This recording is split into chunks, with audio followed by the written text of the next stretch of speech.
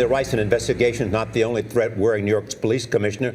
Ray Kelly fears terrorists are gaining momentum. He spoke at a conference of police chiefs in Dallas. Our senior correspondent John Miller is appearing there today. He is a former FBI assistant director and New York deputy police commissioner. John, good morning.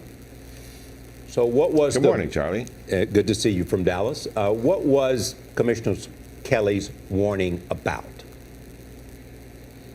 You know, what Ray Kelly did here yesterday at this conference that I'm going to be speaking at today was really say out loud the thing that these police chiefs have been fearing as they've been following the events in London, the Boston Marathon bombing, which is, as we go into this coming year, the threat of terrorism has evolved from what is Al-Qaeda planning and who are they sending to do it, less the threat from Al-Qaeda, more the threat from Qaeda-ism.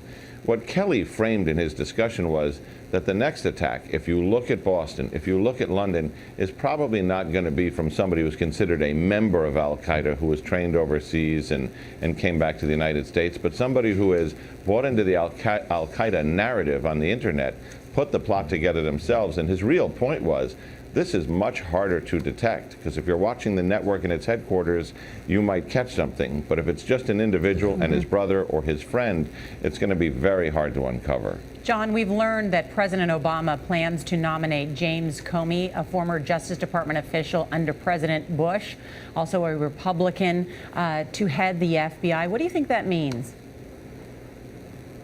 Well, I think the White House tried to come up with as perfect a choice as they could, given the politics of it. What you don't want, Nora, and you know this as well as anybody, is a messy confirmation with the FBI director who has to be acceptable to all parties and completely independent. He gets a 10-year term. So with Comey, you get a Republican. That's going to play well with Republicans.